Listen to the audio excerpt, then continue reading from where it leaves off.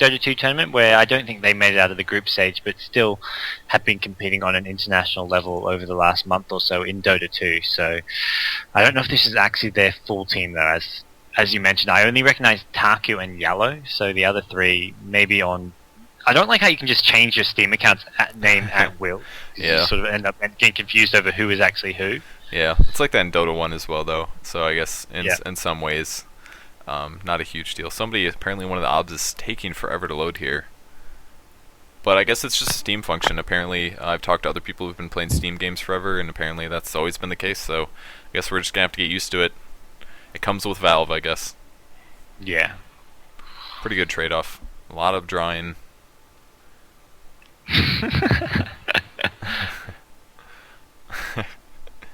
It's like 8-year-olds using crayons. It's the quality that we're embracing here. I'm glad the players have found something to keep themselves amused during this wait and draft time. Yeah, no kidding. All right. I have to deal with enough kids at my restaurant with the kids' menus and drawings. Do you have any masterpieces? Have you discovered yet? Not yet. We're waiting for that one. The one kid I can exploit for all his talents. Yeah, throw it up on eBay and make some quick cash. Look what somebody spilled his macaroni and cheese on, but also drew. Yeah, it's pretty cool. Alright, fast bans here. GDT is going to ban a Chen, and then we see an anti-mage ban and also Broodmother. So Chen slips into the first round this game, unlike the last game, but once again we're going to see Lich, AM, and a Broodmother in the first round, which I think is very wise. Yeah, so looking at what's left, I mean, we've got the Ancient Apparition, the Night Stalker still in the pool, and Night Stalker, there we go, first pick by GDT, not wasting any time, loving that great, aggressive, tanky ganking hero. Yeah, he's so powerful, one of those few semi-carry mid heroes who if you feed him, it like can just absolutely end the game. If he can get like, 5+ kills, it's so hard to shut down, especially if you do have caster sort of heroes. And a hero like Windrunner is actually going to be a little squishy to Night Stalker, but it is worthwhile picking her up as early as possible because you can fit her into so many different roles. So we'll see how they end up defending against the Night Stalker, but it's going to definitely impact the heroes they pick up. Yeah, Windrunner can be very hit or miss against the Night Stalker. If you can hit those Shackle Shot, it's a great counter to the Night Stalker, because even in nighttime, that's such a long stun that you can just put another disable on top of that, and you can actually kill a Night Stalker at nighttime if the Windrunner can line up that Shackle Shot to start off with. And we will see the Ancient Apparition picked up as well in combination with that Windrunner, and maybe going to be a support AA, seeing as they already have the Windrunner, who will be one of their solo heroes. Yeah, and Ancient Apparition also pretty squishy to the Night Stalker. Doesn't have a hard disable, is very unlikely to get a cold feed off during that duration. Very, very unlikely. So it may be a rough setup, a lot of easy food. I'm sure whoever's playing Night Stalker is already looking forward to playing this game. Yeah, absolutely. This is food, and hopefully more food for him. But we will see an Earthshaker and Prophet being picked up by GDT. Loving the Prophet pick, and definitely one of those heroes I love to see. And the Earthshaker, a nice little ganking support hero that will give them a fairly well-rounded up lineup. And despite Gods being a Prophet fanboy, he is actually a very, very good hero, especially played on very high levels, and it gives you a lot of options as well. Sometimes we see him soloed in a lane, he can be thrown in the jungle as well, and obviously his global presence is just absolutely really, really useful use in certain situations. But I want to talk about Earthshaker for a second. He's one of those support heroes that, in my opinion, just doesn't see a lot of play in Dota 2, surprisingly, and he's in almost every single Dota 1 game, banned or picked. I think that's pretty safe to say. Have you seen the same thing? Definitely as of late. I mean, teams around the world, whether you're looking at the European Dota 1 scene, the Chinese Dota 1 scene, everyone is picking Earthshaker, but come Dota 2, he has been used less. I wouldn't say not at all, but he has definitely fallen out of favor. There's heroes that, I mean, Tidehunter's been picked a lot more than him. Looking at these European teams like Monkey and Na'Vi, they love the Tidehunter. They'd rather pick that over Earthshaker most of the time, and is bit of an unusual pick here, but still a very strong hero that teams just haven't quite figured out how to use yet, I feel. And we're going to see my first ban of Omni Knight casting a Dota 2 CM game, so I'm pretty excited about that. I forgot about him being in the metagame. Just recently added, I believe last week was the case, and a lot of carry bans out of GDT. Going to ban a Void and a Spectre, so those are pretty much the three main hard carries that we do see in Dota 2 regularly, unless you can think of any others that I happen to be slipping past my mind. Oh, that pretty much sums it up. The Void, the Spectre, the Antimage, those are the Yeah. popular carries at the moment. The Weaver probably the other option Yeah, there. yeah, that's true. That is still in the pool. Weaver and Slider. I mean, you saw Slider last game, and Na'Vi have been using Slider a lot. Na'Vi using Slavi. Na'Vi have been using Slider a lot. It is a very it's similar to Night Stalker, and it's a semi carry, and it just gets so tanky. You saw last game, Slider just ended up with like 3k HP, sort of 30 minutes into the game, and that's just so hard to kill. And with amplified damage, you can do so much burst damage that it actually becomes a viable pick as your sort of carry option. Yeah, it works out very good. And there's that last hard carry that we were talking about. Weaver's going to be the last ban for ISS here. So we have a lot of support options. Probably going to see another support here out of the Sentinel team before they commit to a last year, but we may see some pushing. I would love to see maybe an Enigma or something like that as well. Since they already do have the Nature's Prophet, they could do some good pushing lineups with that, but they may go some more of a ganking, perhaps, since they do have the Night Stalker. Yeah, it depends how they want to lane this. If they are somewhat limited by that profit pick, because if they want to have it in the jungle, it means that Earthshaker is going to be their main support hero. They're going to have to pick some carry or semi-carry to lane with the Earthshaker, and then another solo hero. I definitely think Enigma could fit well, because you can have Enigma soloing that short lane up top, can go up against a hard lane, and they are going to go with a Venomancer, so maybe you're going to see Venomancer at that top lane, soloing, as there are few heroes actually capable of going to that short lane, and Venomancer is one of them that can do fairly well. Yeah, and we did see that last game. There were just tons of wards in the jungle. Seeing when the Chen is coming to gank, and since there is an Enchantress in this game, we may see something very similar. They're going to be able to see the ganks coming unless they're smoked up, and that's going to keep them generally safe on that high lane. Yeah, absolutely, and I'm liking. I actually think one of the good counters to picking up a Prophet jungle is picking up an aggressive jungling hero like Enchantress. If Enchantress decides to go to that Sentinel jungle with the Tidehunter, basically you can prevent the Prophet from getting any sort of farm, or really being able to just free farm as well as like get those ganks off. So picking up an aggressive ganker and jungler like Enchantress rather than a Chen, because Enchantress can just has no limit to the number of neutrals you can pick up, can really shut down the Prophet's farm, and we may be seeing that Enchantress going into the Sentinel jungle if the Prophet is jungling as well. Yeah, I think that would also be very smart. But they still have one more pick here. They haven't quite committed to a hard carry. They're going to have Enchant doing a little bit of decent DPS in the mid game, as well as the Windrunner. But they're probably going to pick at least a little bit more carry potential. Sentinel team, not quite sure. They have a lot of, definitely going to need yeah, it does really depend on their laning. Either a solo hero or somebody to lane with that Earthshaker probably on the bot lane. I don't know, it's definitely very interesting. I like when teams do this where they don't pick the crux of their strategy until the last pick. It makes it so much harder for the other team to counterpick it. Yeah, I mean, they could go with something like a Drow Ranger to lane with the Earthshaker bottom. That is obviously a lot of farm needed for their heroes. I mean, if you look at the Night Stalker, the Drow, the Prophet, but it still could work out for them. They would have to be careful of this. If they are fearing the Enchantress jungling bottom, they're going to have to be very careful about what kind of carry or semi-carry they do pick up for that bottom lane, because a tied Enchantress bottom is going to be absolutely devastating for them. And we do see a puck pickup by GDT, and immediately going to see a Doombringer by ISS. That is going to be their carry this game. We'll see how much ganking they use it, or if they can use it effectively, but we're probably going to see a Night Stalker versus a Doombringer mid, is my assumption, which is not too bad for ISS. Much better than obviously an Ancient Apparition or a Windrunner or something like that, so I think that's pretty smart. Yeah, I mean, they've got a few options here. I'm not convinced they'll put the Doombringer mid yet. Doombringer can just go to that top lane and basically free farm at top with the up against the puck. I mean, Doombringer just with one support hero there maybe, or even without a support hero, can do pretty well up against the puck. And we are going to see what looks to be Windrunner going mid. And I think Windrunner should have an advantage against the Night Stalker. At least in terms of the first the first daytime, basically has the harass and last hit advantage.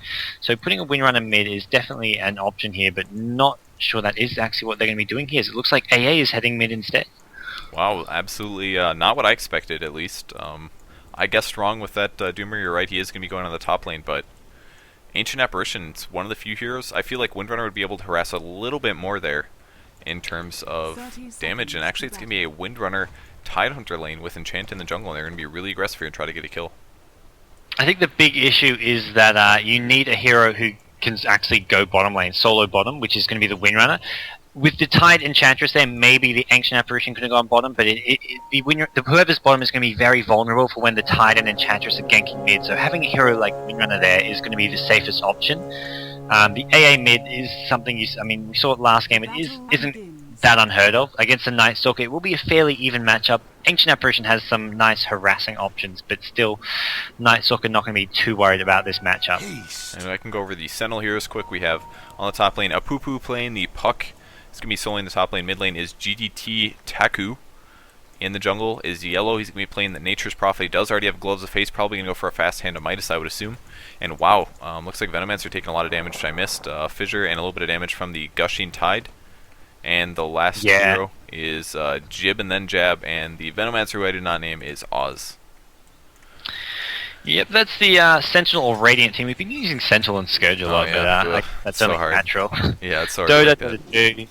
On the Dire team, we have got Dr. Doom playing the Tidehunter in this bottom jungle. We've got Boogaloo playing the Ancient Apparition at mid. We've got Ryu Borus playing the Doombringer at top. Mad Villain playing the Windrunner at bottom lane. And I'm a Sheep Sucks, ISS, playing the Enchantress jungling in the Sentinel Newt. It's going to be trying to give this Prophet a hard time. And I think that actually will happen, because Prophet with that Gloves of Haste first item is not a whole lot he can actually do.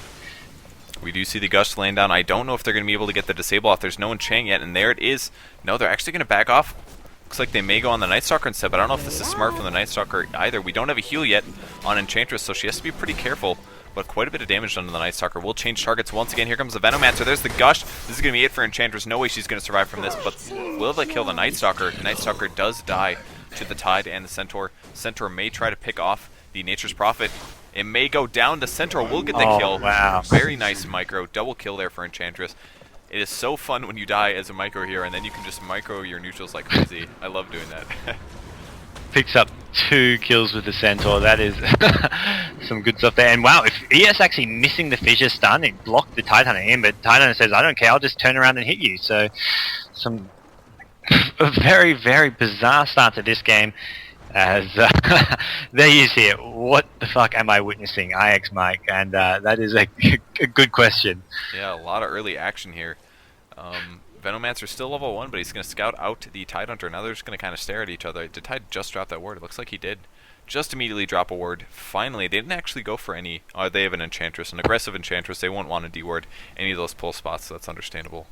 And how is the ES? ES is down in the bot lane. Yeah, it's like such a weird lane. ES Venomancer on the bot lane. It's like 2 support heroes, except Venomancer is probably going to get the farm, I guess, but then they just spend a lot of time ganking. Windrunner's pretty much had free farm. He's level 4, which is not expected for him soloing the bot Dire lane. Yeah, that was a great start for ISS. I mean, they gave up the first blood, but what they got was 2 kills, Windrunner free farm, and Night Stalker dead at mid means the AA got a nice little early lead at mid. Night Stalker is level 3. bottom lane. Yeah, bottom lane we do see ES go down as the Tidehunter Gush, the Enchantress, came in with a Dark Troll and Power Shot finished off the kill on the ES, and a 3rd kill for the Dire team. I definitely missed that one. Knock it up, dang it. First one of miss of the game. At least we didn't miss First Blood this time, I guess. We did miss First Blood last game, right? What was that? That Weaver dying or something? It was crazy. That was a Weaver dying, and well, we were too busy talking about how interesting top lane was. Yeah. Didn't expect that one to happen. Enchant now with 2 creeps is going to pop a smoke. They are going for heavy ganking. I love watching this play style. It is so aggressive and very, very good. You can just really shut down those mid lanes. Unfortunately for them, Night Stalker happened to be swinging to the top rune, going to find an invisibility. He's going to wait to pick this up until there's a better opportunity, and he will grab that just now. They're going to change direction, though. Enchant, Tidehunter now going to go swing towards the bot lane. They do have vision on the Venomancer, and we may be looking for a power shot, level 3 power shot on Windrunner. Just need a little bit of disable. That's going to be a huge nuke on those sport heroes. Yeah, I like what they're doing. I mean, they more bigger issue. Sorry, not much the bigger issue, but the easier kills are going to be at this bottom lane. The Veno, the ES have very little they can do to survive a 3-hero gank from Tide and Enchantress and the Windrunner as well there. So really, bottom lane is what they should be focusing on, and they can even look to push this tier 1 tower once they do pick up a few more creeps and maybe a Bassi ring as well. Yeah, Puck on the top lane, he's level 5. Doombringer, very equivalent level. He does have his ring of health with the Stout Shield, so he's going to be pretty good at defending against that. And it looks like I missed a kill on the mid lane Prophet TPing in on the Ancient Apparition with help from that Night Stalker, and that's exactly what we were talking about. Night Stalker can start being really, really aggressive against the AA. There's no hard disable, so as long as he can stop for the Cold Feet, his Void and his Fear are going to make a big difference towards getting those kills. Yeah, absolutely, and especially having a Prophet on your team as well, who can just show up pretty much at any time, makes the AA just in constant danger, and really has to constantly have tangos so you can tango out of any TP sprouts, and also just never get pretty much always be at full HP, because that Prophet just coming in with an ultimate or just with a couple attacks and a Night Stalker slow can be enough to get a kill at any time pretty much. I love the Satyr Soul Stealer pickup by Enchant. It's one of the best creeps to just snag for 30 seconds. You just absolutely cycle through that mana burn. You can actually reduce a lot of the mana of the heroes in lane. It's really fun to watch that happen. And Doombringer now level 6 on the top. He actually has not skilled Doom quite yet. A little surprised what he's waiting for. Will he go for a kill soon though? He may be able to get the puck as long as he gets good initiation, but it will help a lot if he gets another support hero. Yeah, we are gonna... Yeah, there we go. He's finally leveled up that Doom and does have enough mana for a Doom, but nothing else there. He is just going for that max Devour just to farm up pretty much at this top lane. Alright, Enchant now with the Satyr Hellcaller. One downside to the Enchant is you have to settle for whatever creeps you can find. Hellcaller not the best one necessarily for ganking.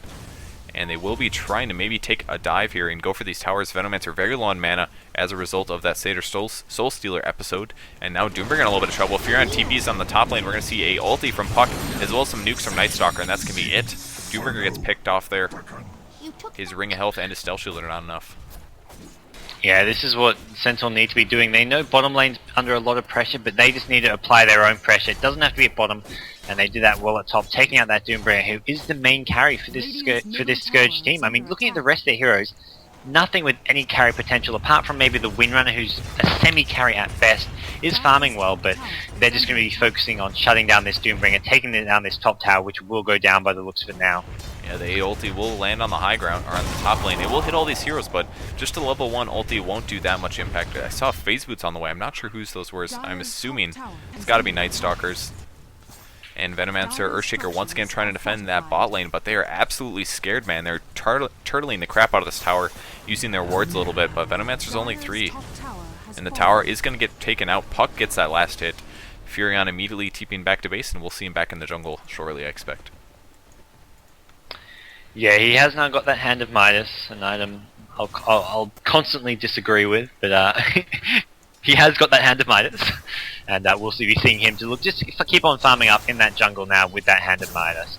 But yeah, as someone just said, how rich is this Windrunner? With Phase Boots, 1200 gold, doing fairly well at bottom lane, but they're going to be looking to get a few more kills here, but Night Stalker is heading bottom in preparation for a counter gank here, and that could go very, very badly for this Scourge team if they do get caught out with unaware of the Night Stalker. And here we go, Night Stalker finds the Enchantress. The Enchantress does get a heal off before actually getting silenced. Fissure comes in, takes out the Enchantress, and the Fissure will block off the Night Stalker, prevent him from chasing down this Tidehunter. But Puck is there, gets a orb, doesn't have coil. Yes, he does have coil. Will find both Tide and Windrunner.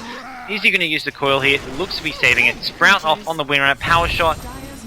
Windrunner in so much trouble, and gets taken out by Night Stalker. A huge fight for the Sentinel team.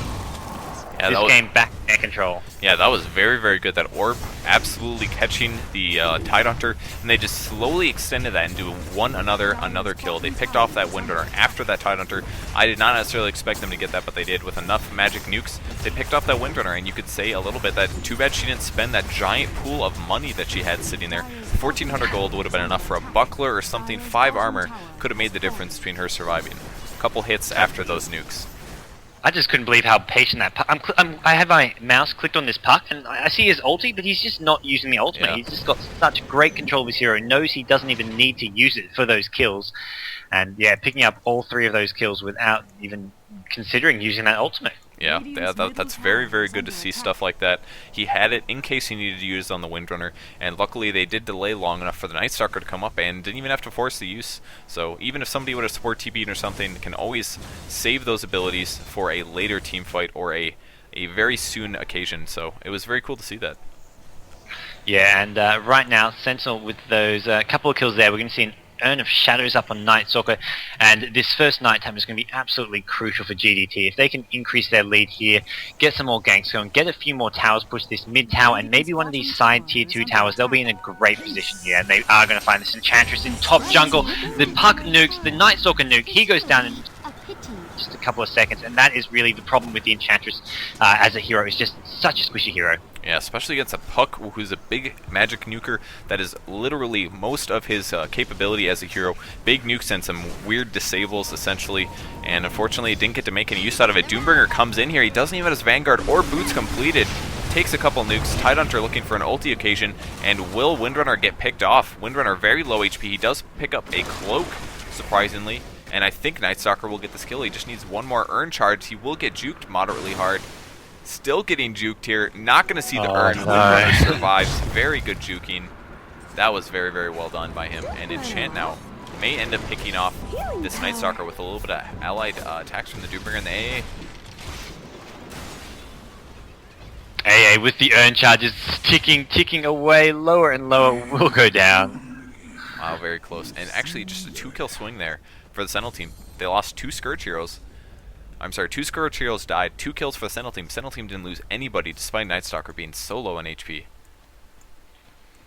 Yeah, Night Stalker just such a hard hero to kill at night because he's just so mobile and just hard to keep him down unless you can hit something like a shackle shot on him. Doombringer does have his Vanguard completed. He's going to be farming towards those boots next. His Devour is max level, but I don't even think I've seen him ulti yet this game. And Puck is definitely the man to ulti, in my opinion. It's either Puck or maybe Earthshaker if he's out of position, something like that. But I still haven't seen it. That was kind of a weird team fight. I'm surprised so many Scourge heroes were there, to be honest. Yeah, Doom at the moment is just playing pretty much as a hard farmer, maxing out Devour. Would have probably liked to see him playing a bit more of a standard, getting points in Scorched Earth as well as that level death. I mean, level death, level 1 just makes him so limited in the nukes that he can do in these team fights. And he is just pretty much looking to farm up that Radiance as fast as possible by the looks of it. Doesn't even have boots yet though, so is very, very behind in terms of farm at the moment. Tidehunter sitting on boots as well. Ancient Apparition, boots in a bottle. A lot of bottles in this game I've seen. I know Night Stalker has one, Ancient Apparition has one, Puck has one. And Puck actually goes for phase boots this game, opting to get the high damage boots option. Not going to get Arcane or anything, but there's the chase on the Windrunner in a lot of trouble. He will survive this. Big nukes on the Night Stalker, and there finally we're going to see Doom. And there we go, Night Stalker gets picked off. Windrunner's going to barely survive that there. Yeah, wow. Surviving barely and getting a much needed kill on that Night Stalker at night will definitely slow down the GDT momentum and set them back a little bit. In the side lanes as well as in their neutrals, you do see some of their other heroes getting more and more farm. Profit with treads up and 1600 gold, and Puck getting closer and closer to that Blink Dagger. It does have 1700 gold as well. Also phase boots, bottle and bracer. Yellow up to 60. Yeah, you just mentioned that 1600 gold. He's almost got his Hand of Midas. Why do you dislike Hand of Midas so much on Furion? It's just you're better off getting early game items that you can actually gank and put pressure with. I mean, my favorite item is Medallion, just because it helps you neutral faster. It's cheaper than the Midas, and you can actually gank very effectively with it. And it's a great mid game item for those for focus firing. So as soon as you're focusing firing a hero, having that Medallion to actually get the bonus damage from is just so crucial. And Midas is just so slow. You see him go out to neutrals. He has gloves of haste and 2 clarities. You farm so slowly in neutrals with those items. Oh, Tidehunter gets picked off here before he even gets the ulti off. Earthshaker dropped as well. He gets the Fissure, but that's it. And Venomancer will drop as well. Pretty good win so far for the Scourge team. And there's that Shackle Shot you're talking about. Night Stalker gets dropped because of that awesome Shackle Shot. Chasing on the Nature's Prophet. Will they get this kill? Doombringer and will they be able to get him? They do. There's the Shackle Shot. Right? Wow. Nature's Prophet dies. That was firstly a fantastic AA ulti hit 3 or 4 heroes and pretty much set up a couple kills, and that Shackle Shot on Night Stalker was absolutely crucial for that team fight. 4 Sentinel heroes going down, Puck the only survivor, and wow, that was some great teamwork there, and will help ISS get back into this game. Looks like Tidehunter wasn't even 6 for that team fight there, so did his best there, probably did a gush and died, unfortunately for him. There's such a huge difference between a level 6 Tidehunter and a level 5 Tidehunter. It is just absolutely momentous. Yeah, that's, that's so true. His impact on that fight would have been next to nothing. Alright, and Venomancer on the mid lane. Both Veno and Earthshaker have their arcane boots finished, which is pretty surprising, despite their, or because of their performance in that bot lane. They pretty much just sat there and didn't have any chances of farming, so I'm very surprised that they have those items, but it's going to make a pretty big impact on this mid game here. Nobody is going to be low on mana, that is for sure.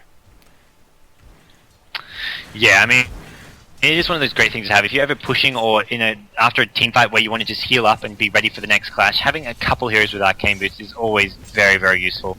And probably going to see one of them, maybe the Venomancer, going for a mech next as well, which is just works so well with all those arcane boots as well, just to keep your heroes HP sustained and make them nice and durable. Well, Ancient Apparition doing a very nice D-ward. They probably spotted that ward get dropped there. And it looks like the Furion is going to be going for an Aghanim Scepter immediately afterwards. Normally this is a really bad decision if you have a hard carry, but since their team is pretty much sitting on pushing heroes and semi-carries, they're going to want to push very regularly and try to get a lot of map control as a result and go for ganks and pushes. So I think in this case, it's not a horrible decision. Yeah, I have to agree with that, and we are going to see Puck actually go on this Doom at mid. Needs to be careful though. If Doom pops a Doom, this Puck will be in trouble. Doom has a lot of backup, but the silence preventing him from using that Doom when he would have liked, and the Scourge team just going to walk into this mid lane, maybe look for a tier 1 tower push here, as Sentinel not yet quite in position to defend this, but ES is coming in, going to be ready if they do decide to try and push that. And Doomringer goes for the really fast phase boots here. We're going to see a smoke. Does that get spotted? I think the Sentinel team may have spotted that, man. Both Earthshaker and Venomancer were across the lane.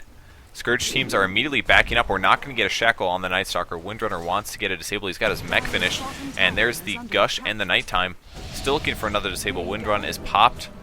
And Tide may ulti this, but he's silenced here. Just a little bit longer. And there's the TP out from the Night Stalker. Very, very good escape by those two players. Yeah, I'm surprised that he just TP's out there. I mean, considering it's nighttime, he could literally just walk away if he wanted to. But decided to TP back to base, obviously wanting to just heal up anyways, but still very risky, TPing in front of a bunch of Scourge heroes who could have easily disabled him.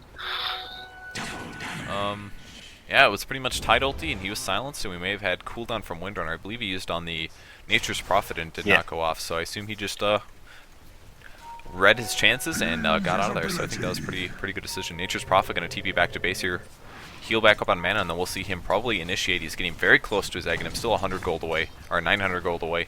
And Doomringer and Viz on the mid lane. Will they go on this Night Stalker? There's the enchant, there's the Gush. I don't even think he's going to waste Doom. He's just going to auto attack him down. Absolutely, and this time Night Stalker without ultimate. After TPing back to base, as soon as he leaves the base, gets picked off, and that's one of those really crushing things, not just for his gold, but also just for like psychologically. You've just left base and you immediately get ganked and die. It's one of those things that kind of just makes you tilt a little bit. Venomancer gets a kill on the Windrunner, but Windrunner first picks off the Earthshaker. So that's pretty effective.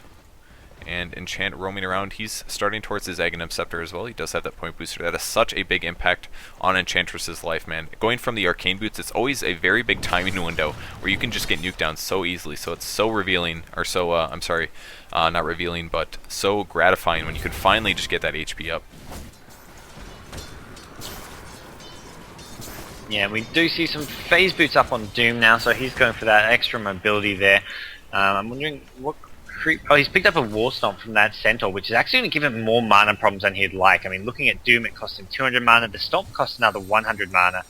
And that's already 300 of his mana gone there. So it's going to be hard for him to actually sustain all of those spells. We do have Arcane on the Enchantress, but I think that's about it for their Arcane so far. Phase boots on Windrunner, and yeah, Ancient Apparition not. He does have the mana to, or the money, sorry, to pick up an Arcane right now. I think that'd be really smart. Doom definitely does have some mana problems, and if you don't get something like a bottle on him, he can oftentimes be out of mana for a lot of mid-game teamfights, and even early ones as well. Yeah, I think we're just going to see Ancient Apparition go for those drums, maybe, just for the added auras and nice movement and attack speed auras from that. And Tidehunter with a bunch of Orb Lords will put one at that mid lane. I imagine it got spotted being planted though, so maybe we're going to see a D ward, or possibly just Central being aware of that and playing fairly cautiously here. Looks like we have an auto-casted phase shift on the puck here. Can you phase shift Doom? I assume not. I highly doubt it. Yeah. I can't see that working. Yeah, I bet if it's not a projectile, something like that, it probably doesn't work on autocast. I'm not sure how the Warcraft 3 ability was coded or not. But he can definitely dodge stuff like Gush, I guess, which is cool. But autocast can sometimes get you into some trouble, so we'll see how that works. But both teams very, very close. It's like we're laning early game here. Just standing on opposite sides of the river, looking for opportunities, but not going to find anything.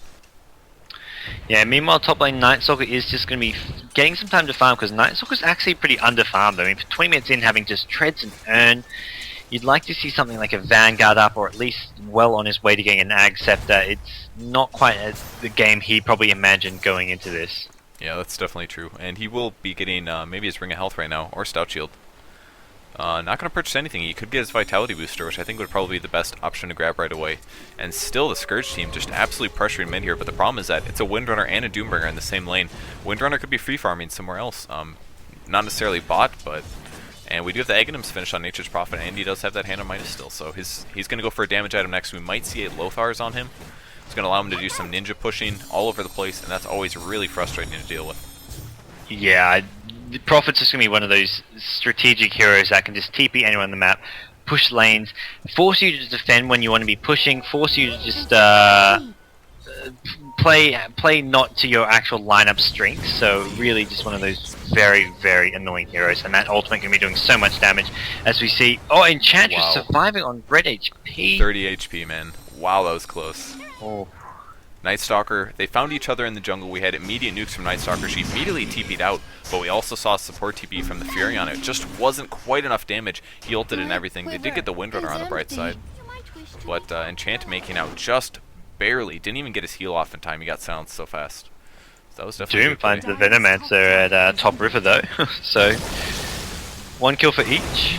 Oh, Tidehunter throws everything he has, but it's just going to be not accomplish a lot. There's Doom on the Night Stalker, which I don't really agree with there. His mana levels were quite low, as well as his HP, and his team was not there to follow up. And there's even a full Echo Slam. It's going to drop down Doombringer. And, wow, he does actually kill the Night Stalker with a little bit of ulti from the Enchantress. So nice pickup by Enchant. At least they get something out of Doom dying there. Yeah, luckily Enchant came back at the right time, else that Doom would have been wasted, because dooming a Night Stalker who is still high HP is not going to do too much, because Night Stalker has just such high movement speed at night that he can just walk away, wait for the Doom to wear off, and then come back in later. And we did see the tower get dropped by the Prophet, sorry. Enchant was not able to deny that despite her efforts. And Sentinel team's going to back off for now. They still have a lot of towers up. 6 full towers. Every tower is up for the Sentinel team. I am scared to look at the gold advantage tab. We're up to 5,000, and wow, look at that graph. Just absolutely launching up for the Radiant team here. Even though the KD is very equal this game, they're definitely in a big advantage. Yeah, it's definitely getting more and more one-sided in terms of gold. Just because of all these towers pushed, the Dire team yet to take a single tower this game. And that is causing a pretty big gold difference between the two teams at the moment. Yeah, despite the fact that they do have an Enchantress, you would think they would have at least one tower this game. And Enchant has an amazing 7 kills, 7, 3, and 4 on the Enchantress this game. And Tidehunter as well, up to 11 assists. He's doing very good as well, despite not necessarily seeming like he's having a good performance. I haven't really seen him make any beast plays yet.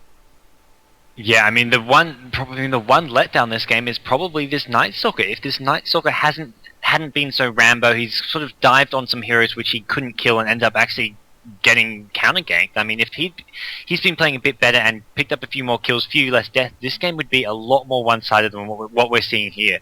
And Night Stalker just with the 50 CS and 5 deaths is just very, very poor and underfarmed. Pretty much all his gold is coming from these tower kills. Yeah, I would definitely agree with that. You're very right to point out that he's been inadequate. 49 CS, man, despite having a solo lane. And if we look at the Scourge team, Windrunner's at 93, 75 on Doombringer, 45 on A, and 44 on Enchantress. All of those heroes have been farming quite a bit, but Nature's Prophet definitely in the lead, 126 here, and he has that Hand of Midas, which makes a big difference. And all of the pings going off at the same time, that sound just burns my ears.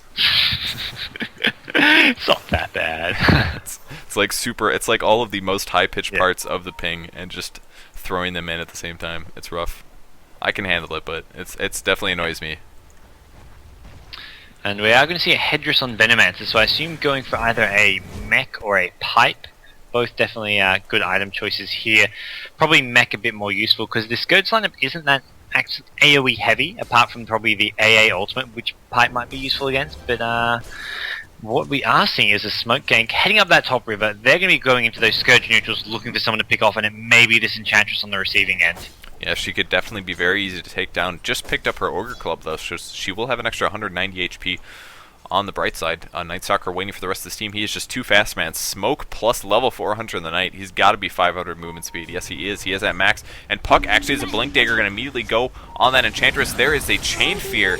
Doesn't even get the heal off. Very, very good ganking combo despite her high HP. Now going on the Doombringer. Doombringer a little too close. He will get ulted here. He's going to Doom before he dies, but I almost feel like he should just break in the tether and try to escape. Yeah, and Prophet tipping in as well. We'll see. Winrun in a lot of trouble. Night Stalker really shining at the moment. Yeah, making up for our shit talking about him. Tidehunter ulties. Will he pick off that Venomancer? Venomancer down to 20 HP. Oh my gosh, they're not going to get him. They pick off the Ancient Apparition, and Venomancer will slowly tick up from this. He will TP back now, and then Tree spawn. He's going to backdoor these creep lines a little bit. And they're going to pick up their tier 2 tower here. Earthshaker also very low, but very, very successful team fight. There was actually a team wipe, so the entire Scourge team going down there. Not a single loss on the Sentinel side, and that is going to be a huge, huge crushing blow for this ISS team. Yeah, and Chant going to try to defend this, but she has to be so careful. There's the first Void from Night Stalker. He says 5 earn charges here. He's going to be able to keep everybody very high HP. Nature's Prophet now going for that Sheep Stick. He has the money for that Mystic Staff, but Doom is now chasing. He did use the Doom on the Earthshaker before he died, but only level 12, halfway to his Sacred Relic. And it's going to be a while until he actually does some carrying in this game. No, it's still definitely going to be a while. He's just... The entire Scourge team's underfarmed and Lancer because they've yet to take a single tower. When you're... It's 5 towers to 0. That alone is sort of 5k gold difference. I mean, and on top of that, you have sort of the CS difference, the hero kill difference, and it's just very, very one-sided at the moment. Yeah, that's definitely true. Venomancer does have his mech finished, just needs to throw the recipe on himself, and he's probably going to go for some HP after that. I love going for... I personally think the Arcane with that support item on Venomancer is by far the most useful build on Venomancer. Sometimes I see people getting Vanguards and stuff on him, but I really don't find that as effective. I really think it's much better if you can get some sort of support item farmed with those wards. Yeah. No, I think what's becoming... It used to be more popular to get a Vanguard, but what you're seeing more and more often is getting a Vitality booster first item, then going into a pipe. Just because Venomancer is a low HP hero, so getting that Vitality booster actually makes the magic resistance from pipe a bit more useful. Because being 800 HP with a pipe, you're still pretty squishy. Yep. But the mech as well is a nice little item that will actually boost up your HP when there's no one else on your team to get that mech. And they will be pushing the mid lane. Looks like we see a orb from Puck. This may let the Scourge team know what's going on, but they're actually going to run forward a little bit and now back up. They may be a little wary of what's going on. They probably saw that orb and then... I don't know, man. I don't know. The Night Stalker pops his ulti. He's going to be looking for an opportunity. I don't think they're quite ready to take out a creep wave, but here comes the Scourge team. They're also going to smoke, so we're going to see a smoke versus smoke fight. Tidehunter is now visible. He knows what's going on. Will he ulti this? He does. He's going to catch 3 heroes. He's going to gush on the Earthshaker. Huge shackle shot. Earthshaker and Venomancer dies or gets disabled for nothing there. And the Sentinel team, the Raided Dire team, actually taking a bunch of damage now. Chasing after Puck. Puck will try to blink out of this. They need to take some damage, and there they go. Damage is done. Puck's going to phase out, and a perfect orb. Very, very nicely done. And Night Stalker drops as well to the Doombringer. Yeah, Night Stalker actually tried to suicide to neutrals, but the Doom tick outlasting the neutrals there. And that was pretty much a somewhat lucky fight for the Dire team. The fact that Tidehunter just had the perfect initiation with that ultimate because of the way the two teams met with that smoke. Gave them a great start to that fight, and it ended up being a very close team fight even with that perfect Tide ultimate, so that just goes to show how strong GDT's advantage is at the moment. And that perfect shackle shot. I don't even think we got an Earthshaker fissure out of that. Venomancer did not ulti either. I mean, just disabling the 2 teamfight support heroes, like, holy crap, that is a huge advantage. And even still, there was a point in time where all of those dire heroes were at very low HP, down to 50% or so, and we saw a mech from the Windrunner actually put them into reasonable areas once again. So for a second there, I was actually pretty scared for the dire team. Yeah, it was for a team when the team fight where your spells are used pretty much to their maximum efficiency and it only goes as well as it did. That's when you go start worrying. Yeah, definitely true. Earthshaker has a Blink Dagger, naked Blink Dagger Arcane Boots. He's going to be doing some nasty Echo Slams to make up for that embarrassment that just occurred to him. Venomancer has the mech finish as well, but yeah, like you said, 900 HP on a Venomancer. At least he does have that mechanism. Blink passed for the puck. He's looking for initiation, and it's actually a gank here. Windrunner gets picked off. Nature's Prophet may die as a result, but puck comes in to drop the disables. Ancient Apparition will die, and we're going to see a couple tether breaks. And then immediately Earthshaker comes in, puts down the great AoEs. And that's going to be it for Enchantress and Tide, and we may see a Rax drop. That's 4 heroes on the dire team down, and I definitely think Radiant is going to be able to get a huge advantage after they take this Rax. Absolutely. Prophet buying back immediately after dying, popping the ultimate, and just coming back to that fight. And Night Stalker, as well as that big ES ulti, just cleaning up there. Prophet does have that Sheep Stick finish now, so he's going to be ready to disable, using that very, very nicely. And Doombringer, man, he is 8 gold away from his Relic. He's going to have like a 40-minute Radiance at this point. It is just not going to happen, I don't think.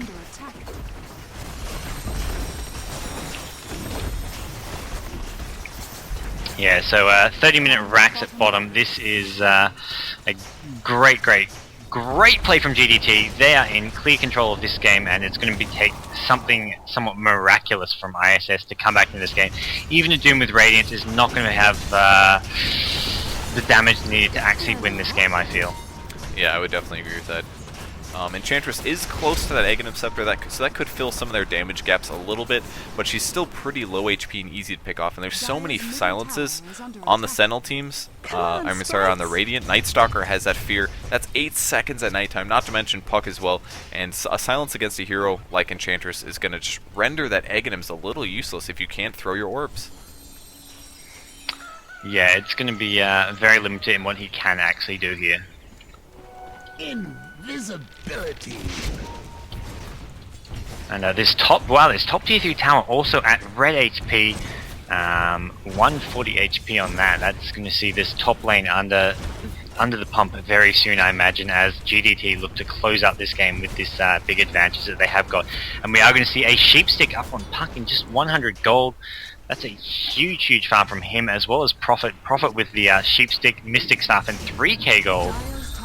And this game is looking to be nearing its finish as GDT just dominating right now, I want to say.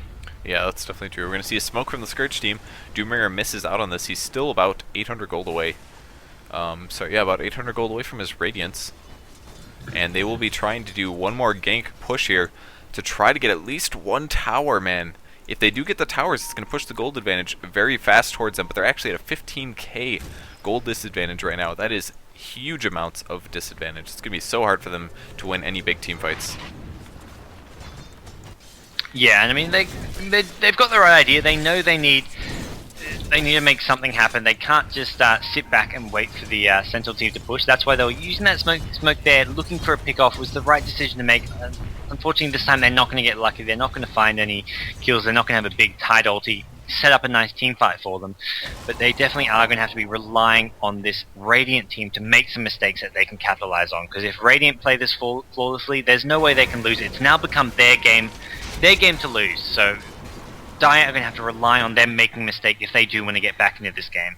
Now we do have an Aghanims on the Night Stalker. Looks like we may have another smoke from the Sentinel team. And yes, any time that 4 heroes group up that close in the late game, it's very easy to spot out. And they're going to jump on somebody and do a ton of damage to them. They could probably even 4v5 this here. And Furion continuing to push a solo lane, he did end up resulting in doing enough damage to that tier 3 tower on the top lane that they were forced to deny it.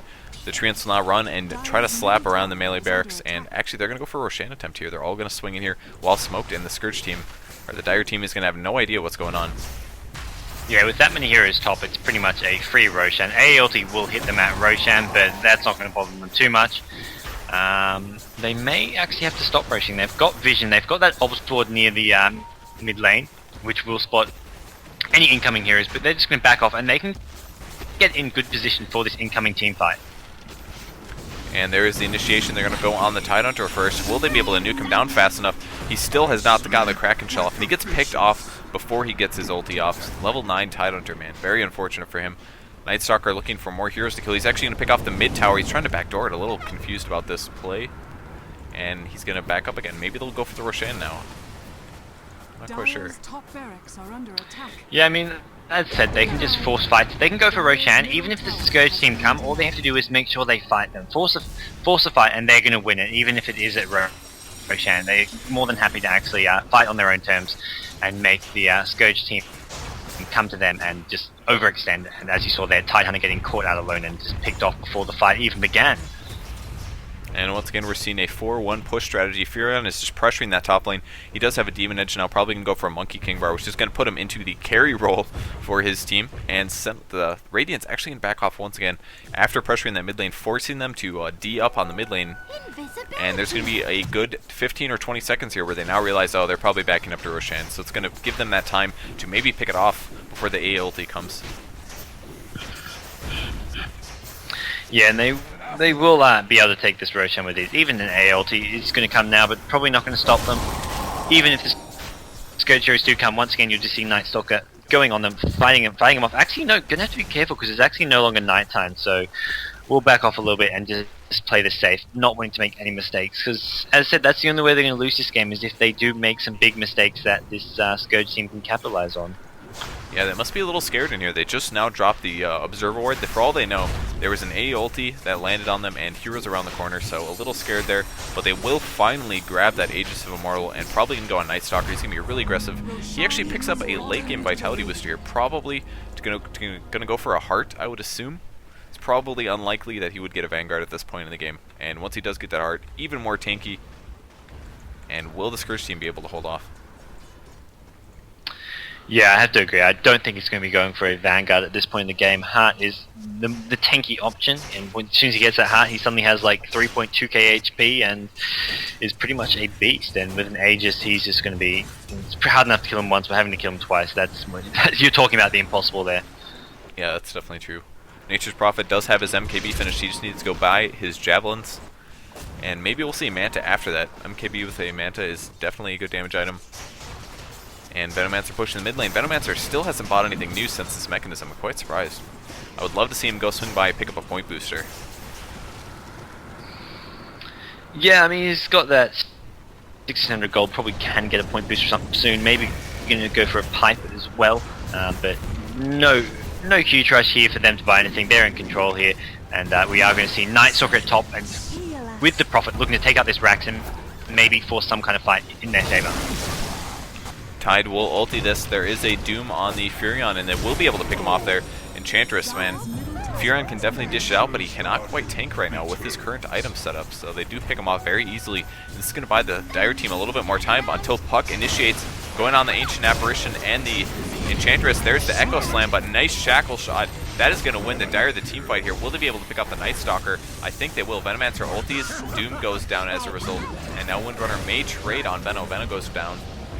And now it's trying to escape, or trying to catch up on the Puck. They get the Shackle. That is a guaranteed kill now on Puck. Puck goes down. Will Windrunner survive against the Night Stalker, though? He's still at full HP here, and the Force Staff's going to keep her good.